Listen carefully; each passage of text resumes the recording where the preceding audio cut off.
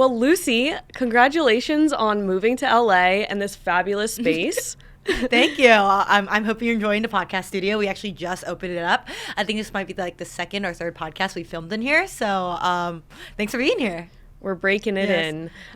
You guys can't see this, but we're actually in a shipping container, and it's massive. It's huge. This space is quite large. I don't know. It's got to be like 20,000 square feet.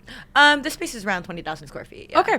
Easy. Yeah. I'm pretty good at that. Yeah. Okay, great. Okay, so what brought you to LA? You were just in Miami for quite some time, and you kind of made your name known in Miami. So why the shift to LA and building out this big studio space for creators? Yeah, so I mean, I think I very quickly realized that the creator economy is a very relationships-driven business. And obviously, you know, I want to give myself the best advantage possible when building this company. And there's just like LA is the hub for creators, right? I think it's very similar to like if you were building an AI company in SF versus New York. Like New York might be number 2, and I think Miami is number 2 in the creator economy, but it makes sense to be in a spot of like where you're going to have the most advantage possible. And I mean, like, I want this company to be the next unicorn that I built, so I decided to pack up and move to LA. Honestly, spot on. I actually was at a dinner the other week. This is just what happens when you're in LA. You get invited to dinners, and sometimes they're at celebrities' houses in the hills. Being in VC, some celebrities have their funds, and it's kind of just a natural thing. So the other week I was actually at Carter Reams and Paris Hilton's house, and they were hosting a dinner. I was supposed to be at that dinner. You should have. Oh my gosh. Yeah, I got the invite, but I didn't see it on WhatsApp, and I was like, oh, oops. But he, yeah. Well, you should have came, and we'll pick up the conversation from that now here. FOMO. Yeah. So Ted Livingston, the former founder of Kik, actually led the conversation, and he was talking about what the next evolution of consumer social would be. We all went around the table. It was full of creators. It was full of founders, investors, some crypto people. So we got a diverse set of opinions. And I'm curious, from your perspective, being boots on the ground in the creator space, what do you think consumer social is going to end up like? Are we going to be VR? Are we going to be in real life? Where do we go? I mean, I'm very biased, but I think the future of consumer social is what we're building right now, because right now creators are finding that they don't like the algorithm because it's so unpredictable, and that brand deals are just really disappearing. So creators are really trying to figure out a way to like make money full time. I think we saw this during the pandemic where creators realized that their income was more unstable than they had initially thought, and they had started seeking their fans to like essentially support them, which is when like Patreon really blew up, right? They raised at a $4 billion valuation, OnlyFans blew up, etc. And I just saw an opening in the market for I guess like direct fan to creator interactions, so creators can make a living and like really be an entrepreneur. So here I am building passes, and I hope we are the future of the creator economy. What are the main channels that most of your creators are building off of? Yeah, so I would say the main channels that creators are making money off of right now are subscription, DMs, live streaming, and our marketplace, where they can sell both like physical and digital merchandise. So digital being anything from like a custom video request, very similar to Cameo, all the way to like selling their own custom hoodies. Right. Another large story that's happening alongside this shift in the creator space is also big legacy media. So big legacy media is kind of crumbling pretty fast. Large outlets are being taken down, and some of these, let's say like anchors and media people, they're going direct and they're decentralizing themselves and becoming their own platform. Do you see a world in which you take on some of these players? Do you think the impact of legacy media is going to be much more than we would ever assume, of it's crumbling? Where do you see the shift of legacy media to consumer coming? Yeah, I definitely think that a few things are happening. So journalists are realizing that they can make more on their own, which is why there's so many companies really that are popping off for these journalists to be able to exit the legacy media and essentially be their own reporter, right? I think that during COVID also, a lot of trust in legacy media really did disappear. I would say like half of Americans feel like the media spread a lot of misinformation on COVID, and it's very debatable if that's true or not, but that is the perception of America now. nowadays. You can even see this on Twitter, right? Where like people are saying, okay, like Twitter is the better source of truth versus legacy media. Again, very debatable. But because this is the perception nowadays, I think that legacy media is disappearing. And really it is the consumer that's trying to like get the real news. So like I would say like either crowdsourced news or people that used to be at these legacy media companies are branching off to be able to like provide the real truth. Right. Yeah. And what do you think the biggest challenges will be for those individuals shifting over to being their own platform? Yeah, so I would say that for those that have an audience that trusts them, the biggest issue will just be converting them. I actually don't think that's a very large issue. I would say for those who like worked for legacy media and like don't have an audience, and that legacy media was one that like America doesn't trust, it's going to be very hard to gain the trust of Americans to want to subscribe to them. I think that like in general content and like actually putting out good news is how you gain trust and gain that subscriber fan base. So it will just take a little bit of time for those people to like really be able to like write on their own and write what they want to write. And eventually like, you know, the audience comes. That's in the top 1% of the market, which typically is the percentage of the market that makes the most money. With passes, you're helping out creators from like all ends of the spectrum. So what does it take to make it to the 1%? And how are you helping emerging creators get to that place? Yeah, so I think that content is king in this when it comes to making it to the top 1%, both on passes and on outside platforms. If you look at like the creators that are doing the best, they're typically posting every single day on passes, but also every single day on Instagram Reels and TikTok.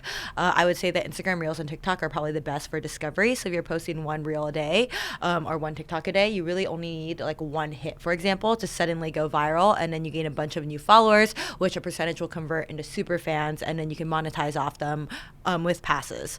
I would say like we actually try to predict creator earnings based off of like how much they're putting out on Instagram Reels and TikTok, and we weigh that more because we know that they're constantly gaining new subscribers, which means that even if their old subscribers churn, it's not as big of a deal. And we see that the creators that are putting out daily content are actually making more month over month versus if you're not someone that posts content, like you might get a wave of subscribers at first, but you know, they churn, and then that sucks.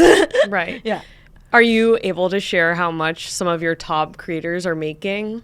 Yeah, we have creators make close to $500,000 a month. Wow. Yeah. $500,000 a month. Okay.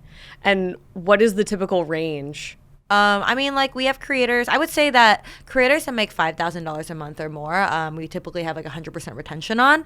But the range really just depends on how much content they're putting out, how many existing subscribers they have, etc. And we really help creators. Like we have a success team that helps them like organize photo shoots, and we have an in-house photographer, videographer to be able to just shoot creators whenever they want. We have a green room inside the office, so whenever creators want to get more content, they can just come in here and do it, which makes it super seamless, which is nice because a lot of times, like, you know, creators just don't shoot more content because of the logistics. But we also, our creator success team tells our creators like, hey, these are like the trends happening right now. You guys should create Instagram Reels and TikToks around these trends, which is again helpful because oftentimes like creator, like especially a new creator, won't really know what the current trends are or like the trending songs that they should be adding onto their videos, etc. So we also help them grow their outside platforms, so they end up doing better on passes. Would you say that other platforms give that much white glove service to their clients or customers or creators? Or is this kind of a novel idea where, you know, you are building out this huge facility here, you have all these different rooms, you even mentioned that you're going to add a music production studio. So is this a novelty and like kind of like a perk for these new creators? How do you think about that and versus maybe more legacy agencies? Yeah, I would say that I do think it's a perk for creators. I don't really know any other creator economy companies that have their own creator space with, you know, a podcast room that creators can use at any point in time, an in-house photographer, videographer, a green room, music recording studio, etc. But there might exist out there and I just don't know about it. Yeah, well, you're considerably a next-gen talent agency. I do know that you have also received investment from Michael Ovis's Crossbeam Ventures. He's founder of CAA. So maybe you've seen more closely the differentiation between traditional talent agencies like we have in LA, we're just surrounded by it, versus something next gen, which you're building. It's much more close to like the TikTok scene, the YouTubers, and more early talent. So what is the difference between the two, and can they mutually exist? I do think they can mutually exist. I think that the more deals creators get, the better it is for the entire economy. I think a difference that has been in the past is that oftentimes talent agencies or talent managers would ask creators to sign exclusivity deals where they could really only work with them, which isn't great. Or they would sign deals where even if the creator found a brand deal on their own, they would still owe a percentage to the agency or to the manager. I do think that this is disappearing now that there's so many avenues for creators to make money and like find brand deals. We definitely have had an issue where creators didn't want to tell their managers or their agents how much they're earning on passes because they would have to pay 20% to them even though they weren't even involved in passes. Wow. Yeah, like we have had creators that have told us they were photoshopping their earnings essentially, or going into like inspect browser and like changing the numbers because they didn't want to. They didn't feel like their like managers or agents deserve that 20%, which they don't. Like I think that like in the future, it's gonna be like whoever brings the deal might get a percentage. In terms of like how we're different, I think that like we are so pro creator. Like we care about like the long term of them and building like passes as a business, right? And like helping these creators build generational wealth. And I've seen like good managers that like really think this way about their creators too, where they're like, hey, you should take an equity deal, for example, because even though it's less cash up front, this is good for you, even though the like manager or agent isn't getting equity themselves, versus we've seen like very cash hungry agents and managers because usually in contract traditionally they get like 20%, let's say, of what the creator slash is being offered. And everyone really likes upfront capital in Hollywood. I guess going off of that and what these traditional agencies offer, what is your end goal? Is your end goal to be one of these very large agencies? What does the $1 billion passes look like to you? I mean, I think the $1 billion passes is that, well, to be quite like, if we're being very blunt, like I think we will reach like $1 billion doing nothing more except getting new creators. But obviously, like we have bigger ambitions than that, right? So for us, it's like, how do we create generational wealth for these creators? Like the most common question I get asked is, how do I turn passes income into passes equity? Which is very interesting because we have created a lot of accredited investors. A lot of creators are making 6 figures a month. So you can imagine there's some pretty interesting things we can do there in terms of like fintech products. But then also we have more monetization data than like really any other platform. Like from other platforms, you can see like how many likes someone's getting, how many comments, etc. But you don't really see the like conversion rate in terms of like who is willing to buy something based off of your posts versus we get direct conversion of creators like fans on Instagram to passes. We can see like what percentage converts. We can see like their spending power. Like, do these creators have fans that are willing to spend like $500 a month, or is it closer to $20 a month, or is it closer to $5,000 a month? Like some creators, their most popular subscription tier is actually their most expensive subscription tier, which is like $500 a month, versus like other creators, like most of their fans are just paying $5 a month. But like this becomes like very interesting data. We can see what they're buying, what they're interested in, and really figure out a product that makes sense that they can sell to their fans. Let's get into that, because I remember when we were talking about it, you said that you guys aggregate the most amount of data for your creators. So what exactly does passes look like under the hood? Like, what are the inner workings? What is the creator signing up for? What kind of dashboard do they get? Real-time analytics and that kind of thing in order to help navigate them through creating even better content or being ahead of the trends and that kind of thing. Yes, I would say our secret sauce is our CRM system. So when you send out mass DMs, for example, you can see the open rate, the conversion rate, know like what content that fans are buying the most, essentially, what captions are converting the best, etc., and really optimize your future content to that, along with like reusing your most popular pieces of content. You can see how much each fan has spent, when they've like most recently spent, the like price points that they're willing to buy content at, etc., which is super interesting as well. And then like we also offer like very similar data in your like merchandise store. So it's like, okay, cool, like what pieces of clothing are converting the best, what designs, etc. And we are currently building in, like, I would call it smart pricing, so we can really tell you like how much you should be charging to be making the most money on your content. You've been able to get some really big names so far. So you have Olivia Dunne, Shaq, Kygo, Emma Norton. Do you have any dream people that you want under the Passes platform? Like, what is the dream influencer creator? Yeah, so I would say the dream influencer creator for us is someone that has a super fan base. What we've actually noticed is that the creators that make the most money on Passes are actually not ones with millions of followers. It's closer to like 100K to a million followers, and they're so random. Like one of our top creators is a dental hygienist. We have another that like lives on a farm and feeds farm animals for a living, and they're making 6 figures a month. It's crazy. If I were to go with like the most obvious celebrity, it'd probably be Taylor Swift, because everyone's absolutely obsessed with her. They're like stalking her every like move, right? Yeah. Like I would say creators with an internet paparazzi essentially.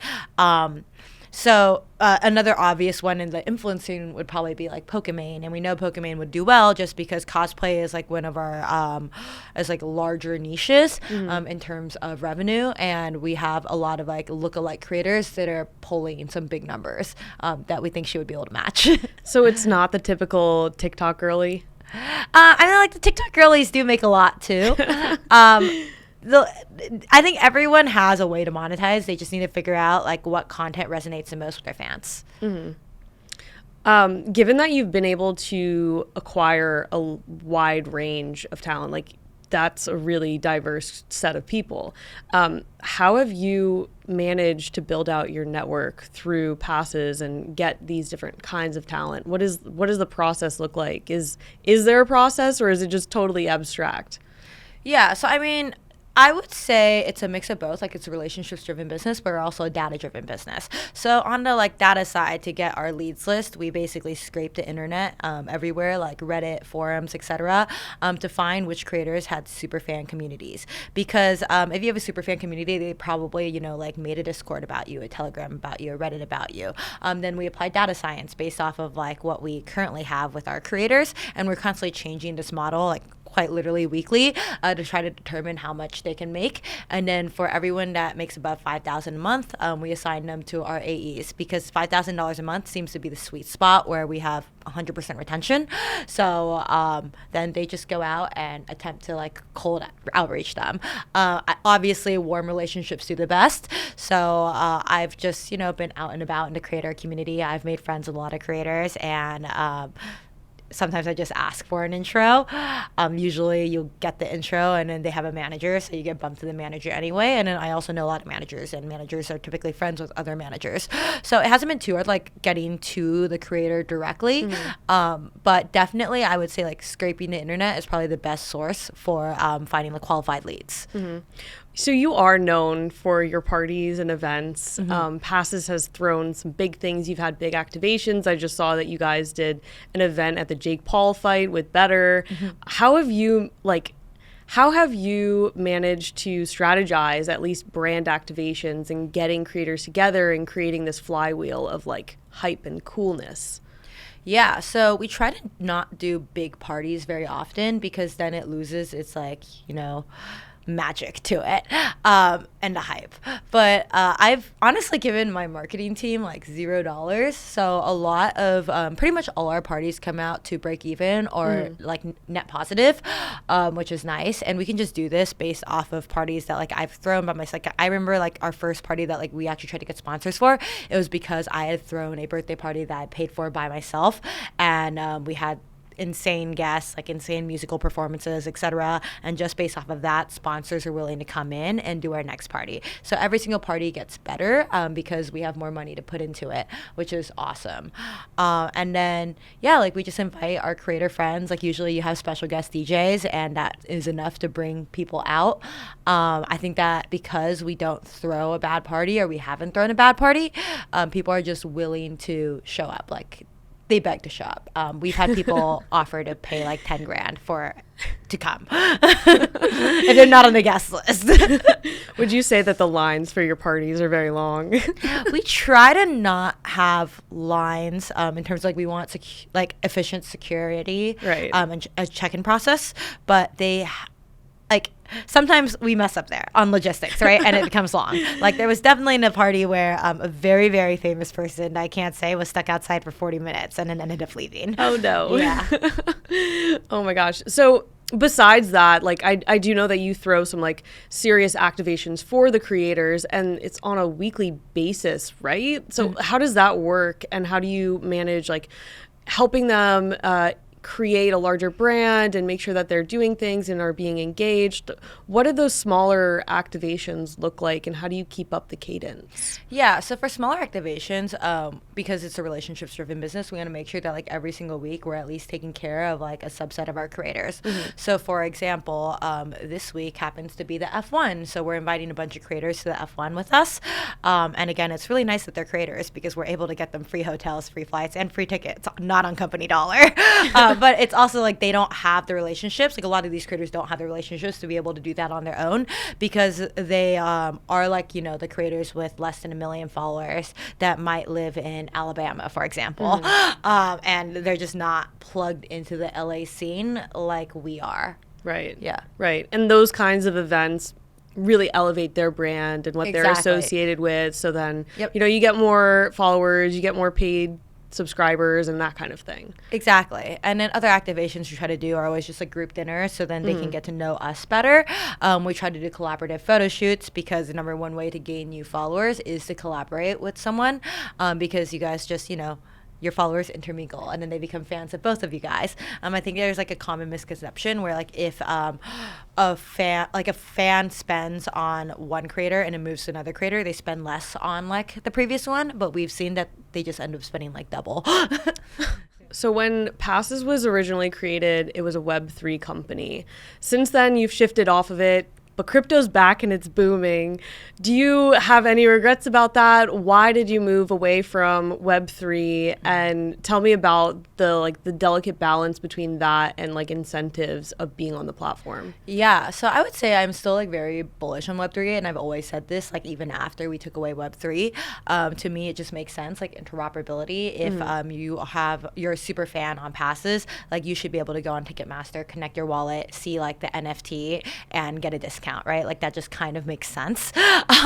But we noticed that creators have a huge distrust in Web3, and we were losing out on a lot of creators. Like they weren't willing to join Passes because we were Web3. And ultimately at the end of the day, like creator acquisition is like a number one priority for us. Yeah. So we removed our Web3 components in order to continue to recruit creators.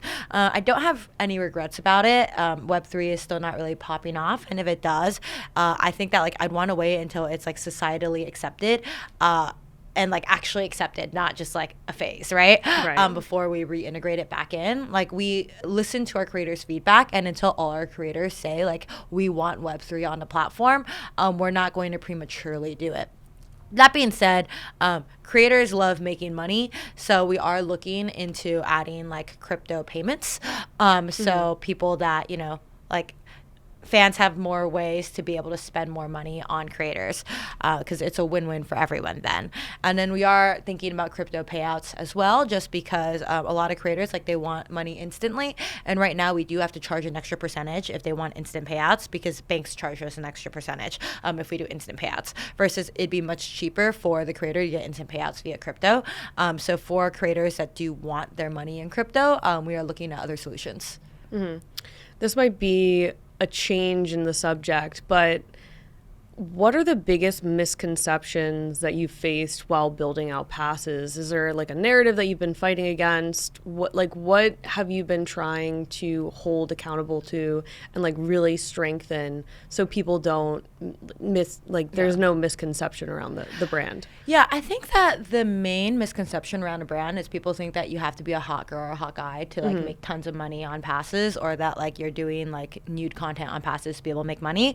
But I mean, like that's just a biggest misconception, because we actually don't allow for any nudity. If you try to upload something, it will get taken down and flagged, and it's actually actually like the filters are maybe a little bit too strict. For example, we had a lot of creators have issues because they were doing like cosplay outfits and bodysuits, and then that would get taken down even though they were completely covered from head to toe. People of like all different niches are making money, right? Like it's not just hot guys, hot girls. So that's been a misconception that we have been fighting. A lot of our creators will make money literally just doing like a neck up selfies, and they're still making like $100,000 a month. Like, don't know what to tell everyone, but we are working with like podcasters, musicians, athletes, etc. Like we have universities signed to us, and we're working with their NIL programs. We're developing our own NIL fund with the university. So there's so many different ways to make money on passes, and I think that like the message out there is just like we let you be you, and you can make money the way you want to make money, and that's why passes is built with so much flexibility on the different feature sets we have. Like some people are going to make money off of live streaming, other people are going to make money off of merchandise or one-on-one calls, but there's like an abundance of ways to monetize, and every creator is different. Are there any white spaces in the market that you think should be tapped into? Like you've seen it all, you're exposed to it all. Where do you think is like the most underrated part of the creator economy? Yeah, so I think like two white spaces that I'm interested in are obviously NIL. It's brand new. It's the first time that like college athletes are able to monetize off of NIL, and the market is absolutely huge. Like the amount of money spent on college sports is insane, and I actually think that in the future college sports will be bigger than professional leagues. So I'm super excited about that, and like really figuring out how to crack the code. Other than that, maybe this is an LA thing. I spend a lot of money on astrologers and psychics. I don't even believe in astrology, but still, out of curiosity and for fun, I do believe in psychics though. And I'm like, I think that our platform is like perfect for this sort of thing. Like we do have astrologers on the platform that make a lot of money, and we do have psychics on the platform that make a lot of money. We just haven't really tapped into it yet. Oh, that's so interesting. Yeah. You know, I also find myself guilty. I feel like I walk like across the street or by like psychic shops all the time, or like just walk in, or like Reiki, and I'm like, you know what? I think they're gonna tell me something today.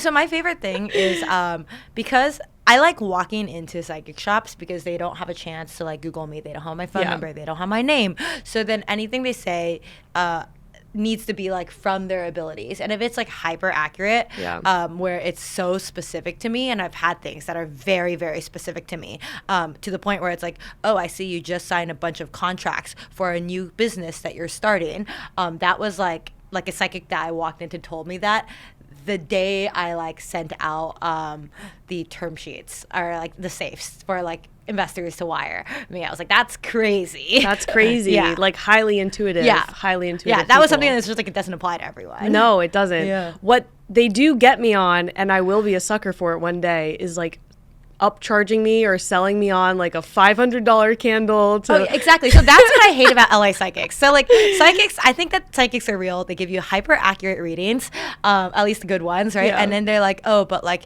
you need to fix your chakras, or oh, but you have a bad spirit following you. It'll be $10,000 to fix.